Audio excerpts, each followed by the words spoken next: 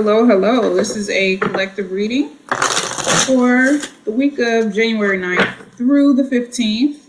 Hope you all are doing well. Let's go ahead and get into this reading. I'm going to start with the self-care oracle deck, and then we'll pull some cards to find out why this card came out. Family. Okay, so family is the card for you this particular week.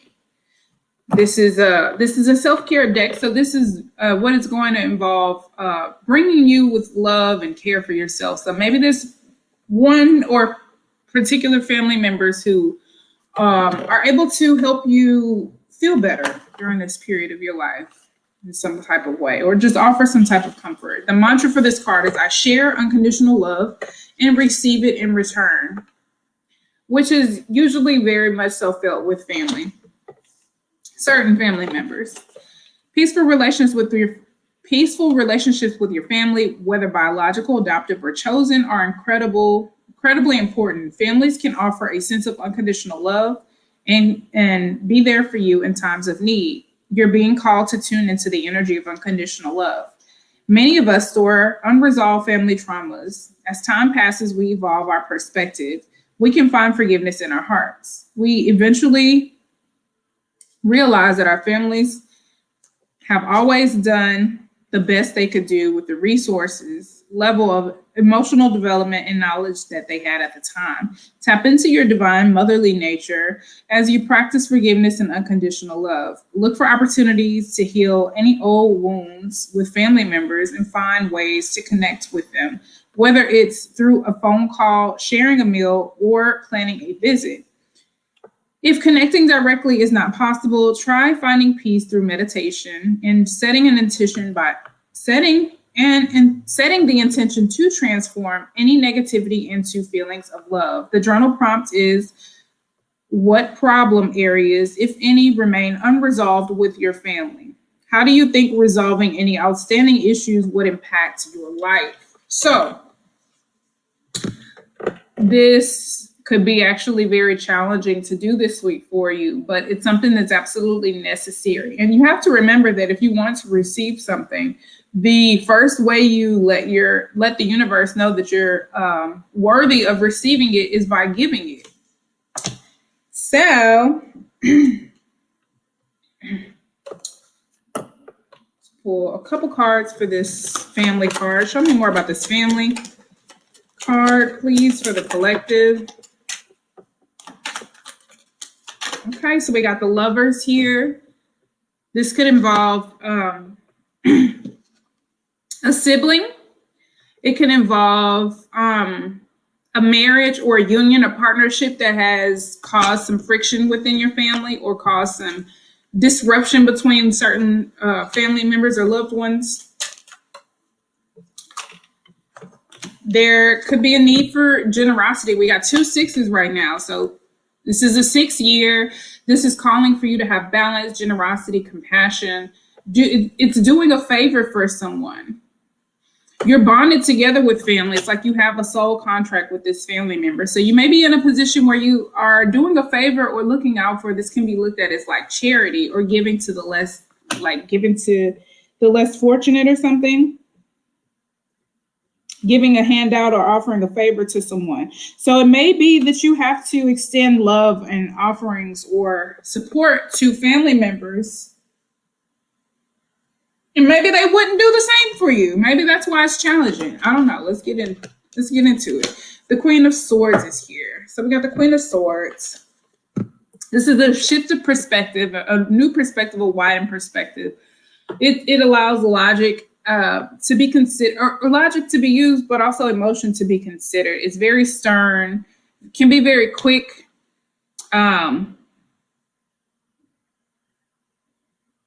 Very blunt, straight to the point, telling it like it is. So you see something in this situation, and you're expressing how you feel about it. It's honesty, even if it's brutal, or even if it's like not all that tactful. I mean, it is more tactful with the Queen of Swords, but you are more concerned with being honest and trustworthy. I'm not trustworthy.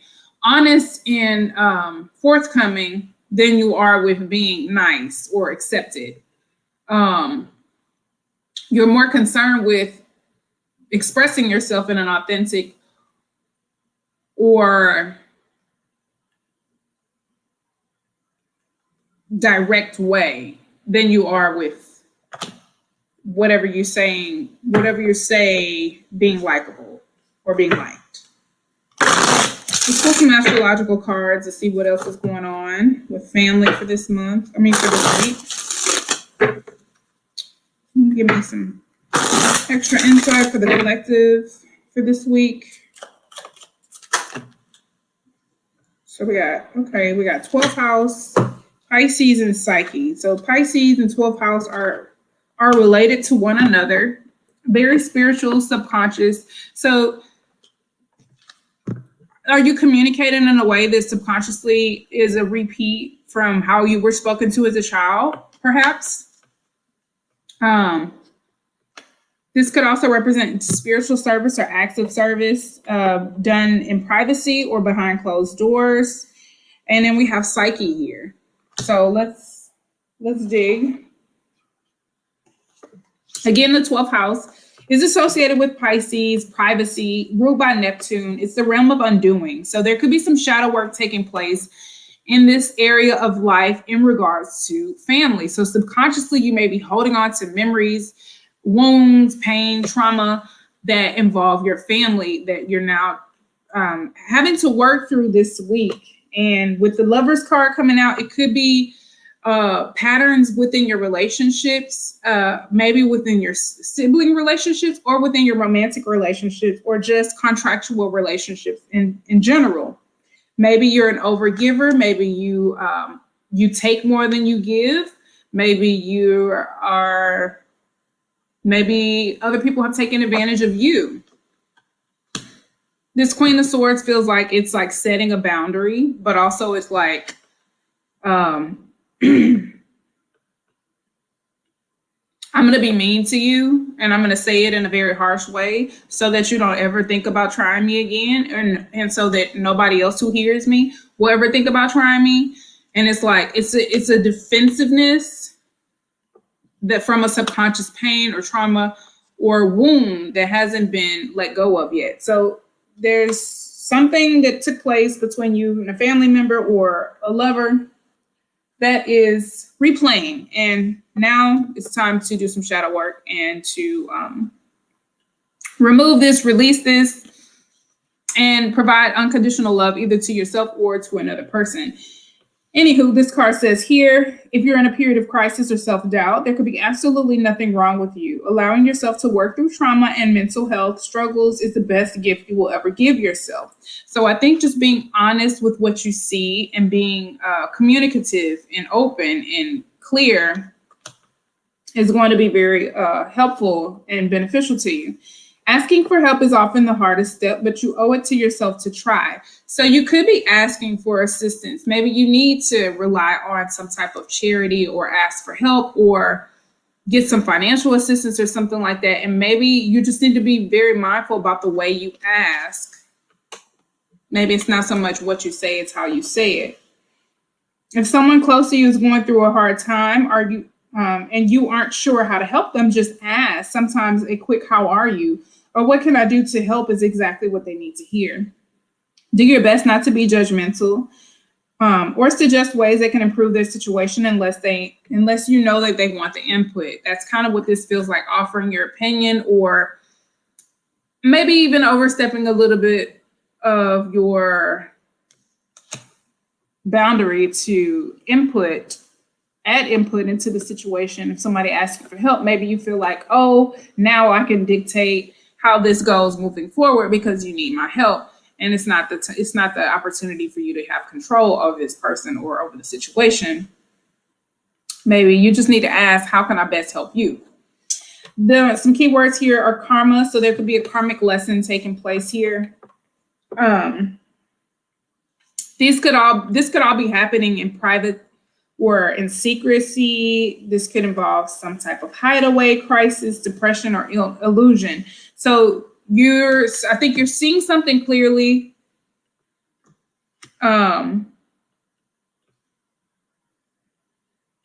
By this, excuse me, when does Neptune go direct? I think soon. Let's check it out real quick.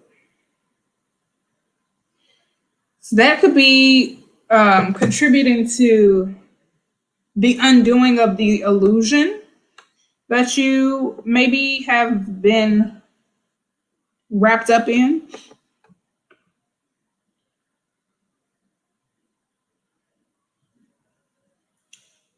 Okay, so no, Neptune's not retrograde anymore. Neptune is still in Pisces though, so it'll be there until it'll be there for a while. Anyway, so the next card is Pisces. So again, this card is associated with the 12th house. It's associated with creativity, again, ruled by Neptune and Jupiter. It's a mutable sign. Some key words are grace, emotional, confusion, mystical, dreamy, reflection, oversensitive. So you could be a little bit oversensitive about the situation, or the person that you're dealing with, they could be very sensitive about the situation. There could be mixed emotions as an ongoing thing for you or the other person involved. Pisces acknowledges this confusion, and this card is a reminder not to make rash decisions. When faced with a problem, you may feel tempted to go with the first option presented to you, just to do anything but stand still. But that would be unwise. Do some soul searching, and when you are ready to make a decision, you'll know which choice is the right one. Pisces can also mean that you are feeling overly sensitive and imagining problems that aren't actually there.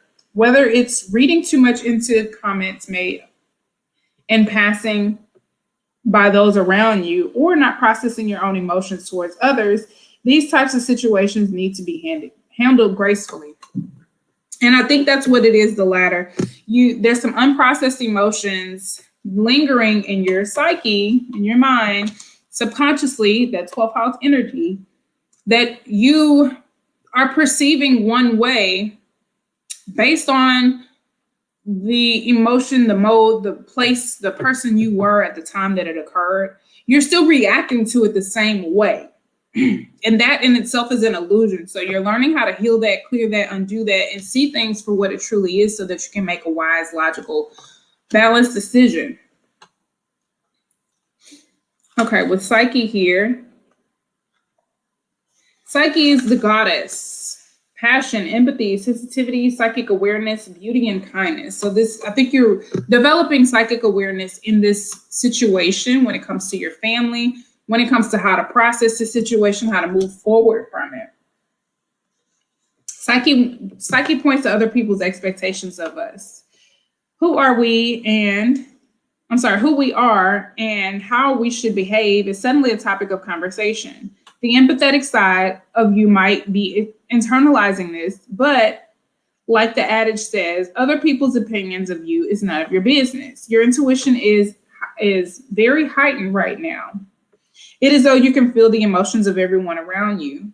You have the gift of sensitivity, and this allows you to turn even the worst feelings into beauty and positivity. Lead by example and show that kindness goes further than spite. So I love that. I feel like this is going to be the hardest energy to correct because it's a very subconscious learned behavior. It's like a defense mechanism. So I feel like that's going to be very tricky. Your heart's in the right place. You're very sensitive and you mean well, but you could have a very sharp tongue that's just a form of defense, like against others. And maybe it's something that you learned in your upbringing that you're learning how to unlearn or undo. Show me this 12th house in Pisces. So we got the Nine of Pentacles. You could be becoming more independent, learning more about yourself, feeling more confident in who you are, your ability to create beautiful things for yourself. self-reliant, financially stable. This is indicative of living a good life. It's also the opposite of Pisces, Virgo. So you could feel very balanced materially and emotionally. We have the Knight of Pentacles. So you could be investing yourself, your time, your energy, and your efforts very wisely, very methodically, very slowly, very practically. Trying to process things, trying to create growth and wealth here. It's like you're being very, very cautious and particular about the way you move forward, which I feel like is good. Anything else? So we got the Hierophant here. You could be seeking mentorship or advice from a pastor, a priest, a spiritual guide, a relative, someone who you look to for advice or you look to for guidance, or who you trust. This represents tradition. So you could be slowly trying to create new tradition, new patterns, new legacy with the Hierophant here. It could also be someone that you just seek advice from. So there may be someone that you have to ask for help, or maybe you're offering assistance to someone. It feels like a little bit of an apprentice, like somebody's becoming this this Hierophant energy. Both of these are in the energy of Taurus. So it can be very slow moving, methodical, calculated.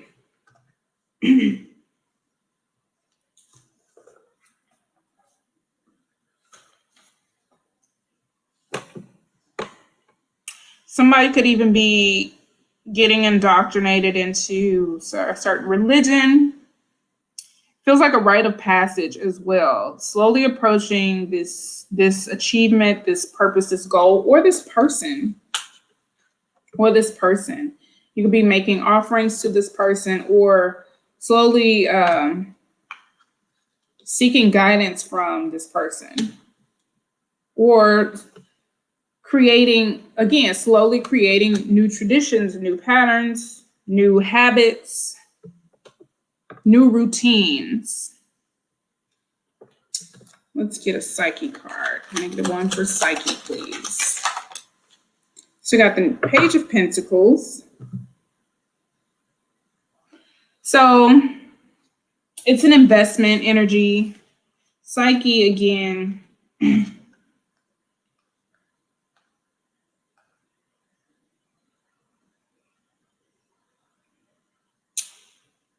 It's like not really worried about other people's opinions.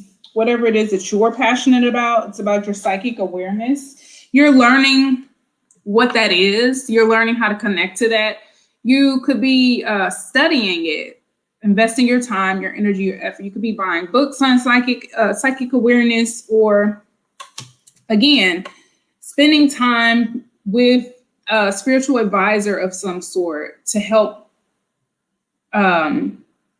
you practice honing these gifts in the traditional ways. You know what I mean? Like, if that makes sense. So you're learning, you've become curious about how to identify these things, and you're learning more and more about these new gifts, this new skill, this new aspect of yourself. You're investing yourself spiritually into your future. Let's get a crystal card for you. Hopefully this makes sense for you.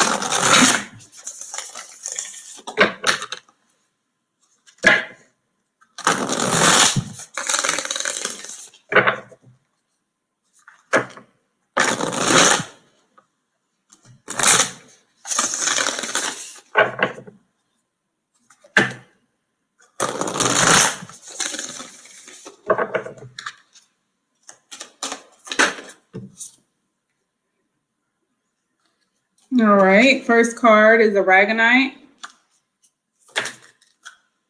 All right, one more.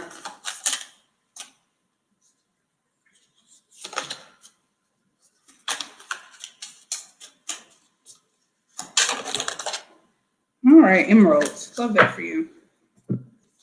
Aragonite, first crystal out. This is raw form. Who needs it? Anyone feeling out of alignment, in need of a major reset. Where to put it? Meditation cushion adjacent.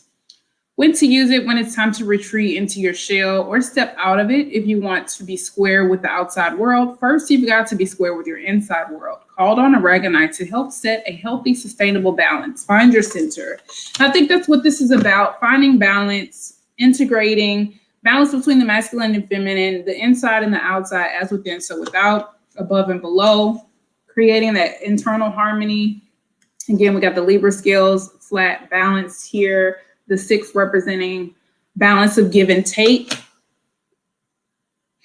And again, moderation, slow investment, slow practical adjustments towards your routine. So maybe you're starting to take your spirituality more seriously, meditating more often, doing yoga, involving yourself in other holistic and metaphysical skills or practices, learning from a skilled metaphysician or a priest or practitioner or something like that. You could be studying from someone who traditionally does all of the right things. You know what I'm saying? Like they have all of the methods, all of the itineraries. You know what I mean? Like they have everything. You could be studying from this person, studying with this person, study. This could be a mentor, a guide, something like that. So good for you. I feel like you're trying to put your spirituality first, prioritize that so that you can have more balance in your life and so that you can also become more aware of the things that you've been habitually doing that you don't like, that you're trying to change or transform about yourself so that you can be more open and loving and unconditional with those energies. Barite. Who needs it? Anyone who leaves for work each morning with the sinking suspicion that their true destiny is anything but this. Where to put it? Taped on your forehead during meditation. So again, a meditation. So again, you could be meditating a lot, pacing yourself, taking your time, adding these routines to your life very slowly, maybe not doing it every day, but doing it once a week or doing it once every 2 weeks or something like that. You're slowly incorporating this into your life. You're slowly incorporating this spirituality into your life. When to use it? When it's way past time to stop saying yes to things that you hate. Ask Barite what your true calling is, then go live it. It will be terrifying, but what's the alternative? Get answers to your biggest questions. And I do feel like you're learning how to say no to the things that you don't like, but you're learning how to just say no and make that a complete sentence. It doesn't have to be a hell no because I ain't doing that. The last time you know what I'm saying? It don't have to be all that extra sassiness. You're learning how to just say no, simply no, and let that be a complete sentence without having to subconsciously project or dump the emotional baggage that's sitting in that psyche, that subconscious mind from the past trauma or pain that you've endured, not needing to project that on this situation as if this is what it was going to be just because you saw similar signs. You know what I mean? Like, just say no. It's like, you don't even have to explain like, oh, this looks very shady. Like, that could be offensive. Maybe it's not. Maybe you just have that limited perspective or you just see things that way because that's what you're used to. You're seeing things through the filter of your trauma. So we have Emerald here. Who needs it? Estheticians, bohemians, Epicureans, transcendentalists. Where to put it? On a chain over your heart or on a ring on the base of your left thumb, perched atop the Venus mount. When to use it? When you've temporarily lost the courage to love and be loved. When you're in need of a total refresh. Open your heart to limitless possibility with Emerald. Point your heart toward grace. You could be in a position where you don't feel like you deserve unconditional love, or that the person who needs unconditional love, you could feel like they don't deserve it. There could be lots of slow changes, very subtle, almost unnoticeable changes that are happening because it's very, very spiritual. Spirit is always unseen, always felt.